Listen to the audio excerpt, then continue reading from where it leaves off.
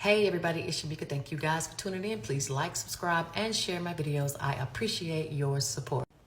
Let's talk how your information can be used against you if it falls into the wrong hands.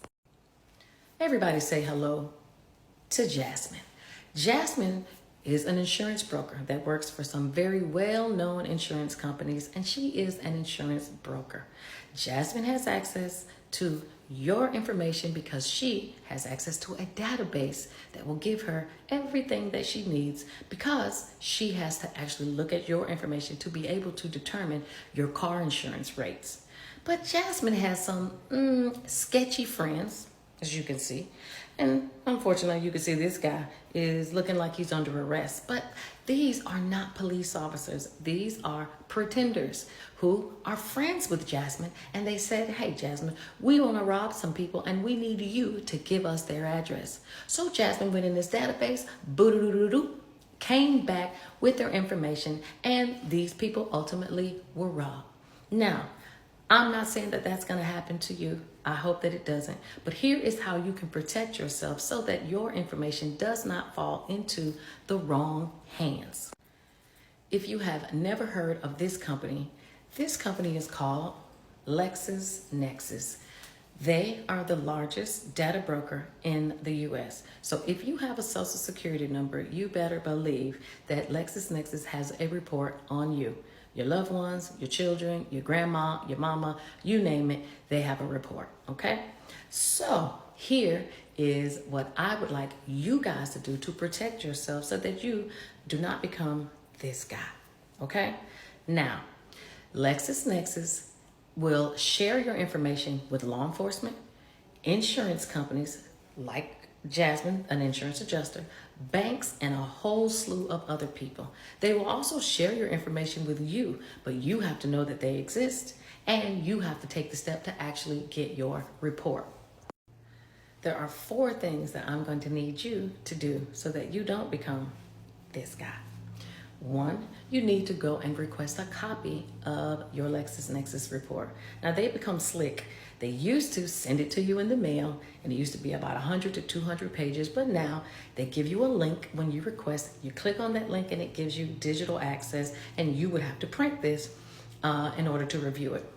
Whatever you got to do to make it work, make sure you do it. You need to review this report simply because there are going to be errors. There may be information that is not necessarily correct. There are going to be people on there that they may say that you are associated with, and you might not even know who that person is, okay? If you have aliases, they're going to have that. They may have people on your report that you don't know. They may have you mixed up with someone. So the best way to do that is to review. You may have car insurance information on there that's incorrect. I've seen people who have, it says that they were found at fault for an accident, but in reality, they were not. So these things affect your rates when you are trying to get insurance. Very important, okay? They also share your information with law enforcement. So you want to make sure that if they're coming after you, they're at least coming after the right person, okay? We see too many mistakes as it is, all right? So you want to make sure that you request your LexisNexis report, and it can be anywhere from 100 to 200 pages. It really depends on your age. It may even be more than that if you're way older, okay? So look at this report, review it, and if there are some issues or things that don't necessarily sit well with you, dispute them. Go back to the original furnisher that put that information on there and get it correct, because this affects how much you pay for things, how you're treated, how you're looked at, so on and so forth. The second thing I'm going to want you to do is to opt out. Now, LexisNexis does have a public and a non-public opt-out option, and I'm going to tell you what they are. One of the options is to opt out of pre-screened offers. If you are tired of getting calls, getting mailings, people contacting you, whether it's by email or through your phone, you know we get a lot of spam calls. This is one way to get your name off of lists by simply opting out of any type of marketing offers, okay? That would be the public option. The non-public option, here's number 3, is their file suppression. You can request that they suppress your file. Now, what they do is proprietary. It does not tell us. I do not know, but I do know that it is different, and I'm going to tell you how to do it in a second. Now, if you just want individuals not to be able to verify or sell your information to other companies, you are definitely going to want to do 3, which is the file suppression.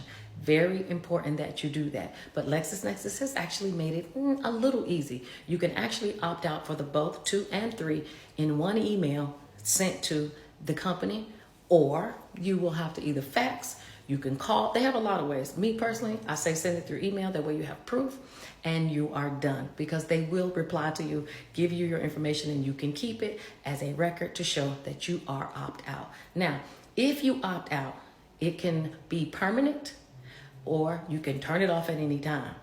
Here's the key. When they send you a number, they usually send you a number with your opt out. If you have that number, you can call, email, mail, however, and you have to use this number that they give you that is associated with you so that they know it's you, and they will remove it. Most people don't like opting out because they like to get credit offers, and when you opt out, you don't get any credit offers, okay? Now, if you're somebody that you know that you're responsible, you're good with what you have, and you want to protect yourself, opt out. If you like spending, you like getting offers, you want to have all the credit cards, that's fine. Don't opt out. What opting out also does is it makes it difficult to verify you. For example, if you go to, say, the IRS website, and you want to log in and you want to do the ID Me or the login.gov, sometimes they're going to ask you questions to see if this is your information. Were you born here? And pick out of the 4 choices. When you opt out through LexisNexis, it's not going to come back to any information that's you. It's going to be random information because you opt out, so they can't verify you. So sometimes people don't like it because they have to make the extra step to protect themselves by actually sending in documentation to prove who you are, versus being able to do it by guessing the questions on the system. It's completely up to you, but I wanted to let you know what comes with opting out. The 4th thing I want you to do is to opt out of the 3 credit bureaus. Now you're probably saying, well, I thought, when I opt out of LexisNexis, it stops that. Well, in actuality, it does not. LexisNexis says clearly on their website that just because you opt out with them, it does not opt you out of Experian, Equifax, or TransUnion. So in order for you to do that, here's step 4. You are going to have to go to optoutprescreen.com and opt out. You can do it for 5 years. You can do it for permanent, or you can call and remove it. So that will remove your information from the credit bureau selling your information, but it's not LexisNexis. So you guys need to make sure that you understand the difference.